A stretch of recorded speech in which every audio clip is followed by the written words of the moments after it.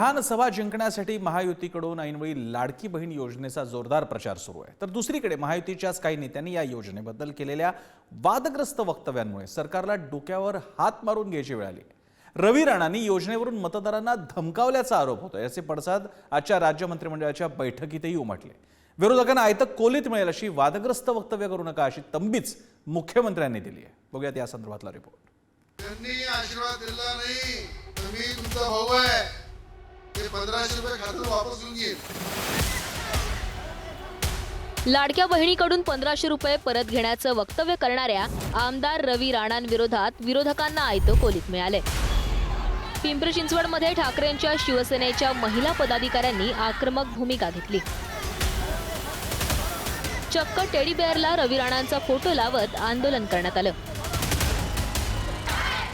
आज रवी राणांनी जे काही महिलांचा अपमान केलेला आहे त्याच्याबद्दल त्याला आम्ही प्रतिकात्मक तुडवलंय। तो जर रस्त्यात कुठे दिसला तर त्याला आम्ही खरोखर तुडवणार आहे याच्यावर सांगतो। ही योजना ही अतिशय फसवेगिरीची योजना आहे आणि जर या योजनेतून जर महिलांना जर सन्मान भेटत नसेल तर या योजनेचा उपयोग काय?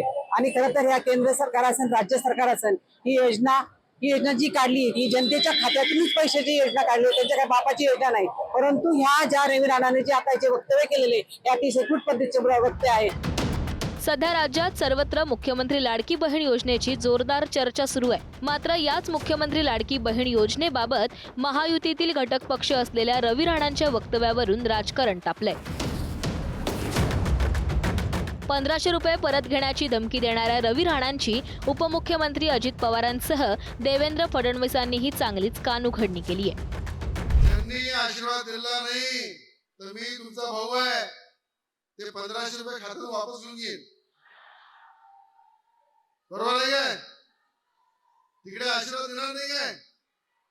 बाहेरचे लोक आशीर्वाद देणार नाही काय? की या सरकारने पहिले दिलेला आहे, पहिले देत आहे आणि ज्यांचा खाल्लं त्याला जागलं पाहिजे अशा प्रकारचं धोरण ठेवून कोण ऐरा गैरा आता समोर उभा राहते त्याची पर्वा करू नका। आमचे काही मित्र गमतीत बोलताना काही बोलतात, कोणीतरी म्हणतं पैसे वापस घेऊ। अरे वेड्यांनो, या देशामध्ये भाऊबीज कधीच परत घेतली जात नाही। एकदा भाऊबीज दिली की त्याच्या बदल्यात केवळ माया आणि माया मिळत असते। त्यामुळे काही झालं तरी जोपर्यंत हे त्रिमूर्तीचं सरकार आहे तोपर्यंत माय माऊलीची योजना कोणाचा बाप बंद करू शकणार नाही, हे या ठिकाणी सांगण्याकरता मी आलेलो आहे। आज या प्रचंड संख्येने आपण आलाय। उद्याच्याला हे पैसे ज्यावेळेस सुरू होतील त्यावेळेस कधी कधी बातम्या येत आहेत की कुणीतरी लोकप्रतिनिधींनी सांगितलं की हे 1500 रुपये दिल्यानंतर आम्ही परत घेऊ। मी मुख्यमंत्री उपमुख्यमंत्र्यांच्या साक्षीने सांगतो, हे पैसे परत घेण्याकरता नाही तुमच्या करता दिलेले आहेत। त्याच्यामुळे कुणी काही सांगितलं तर त्याच्यावर विश्वास ठेवू नका। लाडकी बहीण योजनेबाबत आमदार रवी राणांच्या वक्तव्यावरून महायुतीचे नेते नाराज असल्याचे समजतंय। विधानसभा निवडणुकीच्या पार्श्वभूमीवर अमरावतीत महायुतीची महत्त्वाची समन्वयक बैठक पार पडली। मात्र या बैठकीला रवी राणांच्या पक्षाला निमंत्रण देण्यात आलं नव्हतं। रवी राणा बोलत असताना काय गांभीर्याने बोलत नव्हते, त्यांनी मिश्किल टोला मारला आणि म्हणून तिकडे सगळ्यांचे हसून टाळ्या पडल्या। एक लक्षात घ्या, चुकून अगर महाविकास आघाडीचं सरकार आलं तर आलेले सगळे पैसे बंद होतील की हे लोक मागे घेतील, तुमच्याकडून वसूल करतील, अशा मानसिकतेचे हे लोक असल्यामुळे लाडकी बहिणींनी या सगळ्या गोष्टीची नोंद घ्यावी। नाही, ते नेहमीच महाराष्ट्राची मजाक करतात, कारण त्यांचा महाराष्ट्राशी काही संबंधच नाही।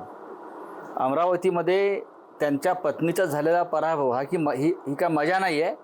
लोकांनी शाणपणानं केलेल्या मतदानामुळेच त्यांचा पराभव झाला आणि रवी राणा हे सुद्धा पुढल्या विधानसभेत नसतील, ती सुद्धा मजा नसेल। त्यांनी मजा जी आहे ती जर लाडक्या बहिणींच्या बाबतीत त्याने केली असेल, बरं का, याचा अर्थ असा आहे की तुम्ही हे निवडणुकीसाठी केलेलं एक नौटंकी आहे।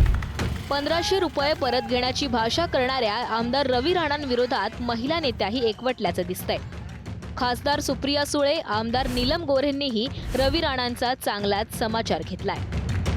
1500 रुपये परत घेणाऱ्याला भावाला मला खूप आदरपूर्वक प्रेमाने सांगायचंय की या महाराष्ट्रातली लेख माझी बोलत नाही, मी महाराष्ट्रातल्या प्रत्येक लेखीबद्दल बोलते। तिला जर धमकी अशी दिली ना की 1500 रुपये परत घेऊन तू घेऊनच दाखवतो, बघते तुझा काय कार्यक्रम करतो, नाही चलेगा. हा सुसंस्कृत महाराष्ट्रामध्ये गलिच्छ राजकारण जे सुरू केलं बंद केलं पाहिजे. हे सरकार बदललं का पाहिजे, तर या घाणेरड्या गलिच्छ राजकारणासाठी बदल पाहिजे. मला असं वाटतं की थोडंसं हे हनुमान चालीसा किंवा मारुती स्तोत्र नीट वाचलं असतं त्यांनी, तर एखादे चांगल्या प्रकारचं उत्तर त्यांना सुचलं असतं. लाडकी बहीण योजना सुरू करत सरकारनं मोठा दानशूरपणा दाखवला असंही काही नाहीये. विधानसभेला महिला वर्गाकडून मतांची भेट मिळेल हा त्यामागचा सरळ सरळ व्यवहार आहे. त्यामुळेच मतं न मिळाल्यास पैसे परत घेऊ असं वक्तव्य रवी राणांसह महायुतीतील नेते करू लागलेत. परिणामी निवडणुकांनंतरही ही योजना सुरू राहील का अशा शंका आता उपस्थित होणं साहजिकच आहे. ब्युरो रिपोर्ट, पुढारी न्यूज.